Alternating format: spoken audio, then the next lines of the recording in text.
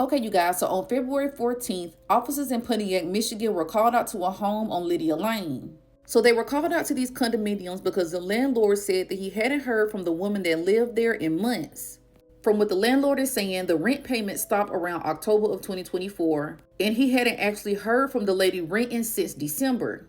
Now, the landlord is thinking that something is wrong, so they reached out to police in order to do a welfare check.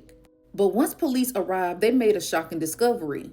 Now, y'all, a trigger warning because this is going to make some people sick. But mold and feces was spread throughout the home. And y'all, this whole place was completely trashed.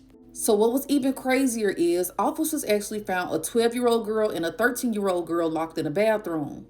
As they traveled deeper inside of this home, they also found a 15-year-old boy.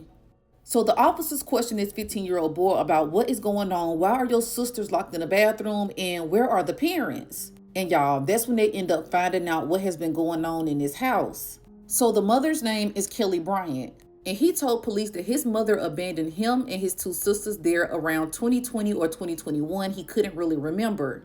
Now, neighbors are saying that they actually saw a woman that would come and drop off food there, and they also saw some people that were not familiar that would drop off food there. But from what they're saying, these people and the mom would drop the food off at the door, meaning this mother had not went in and physically made contact with her 3 children in years. So we learned that the kids had no personal hygiene products, no soap, no tissue, and the 12 and 13-year-old were actually sleeping on pizza boxes. So police are saying that they found Kelly Bryant at another residence where they did arrest her. Now, y'all, this story is absolutely crazy. So y'all, think about it like this. If what the 15-year-old is saying is true, that the mom left around 2020 or 2021, and that means that his sisters were around 8 and 7, making this case even more disturbing. Now, one thing that I found was absolutely strange. This woman was on Facebook in February giving away food. How are you giving away food to the public when your home looks like this? When you've had your kids living on their own since 2020? So I had to dig a little deeper. I said, okay, where are her parents? Where are the kids' parents? So she told investigators that the dads were not in the kids' life. But if you look at this post right here, her dad was actually in her life and in her kids' life. So my first thought was, where are the grandparents? Where is this granddad now? And y'all, the granddad is still in her life because in July of 2024, he posted about her making the honor roll in some type of program she was in.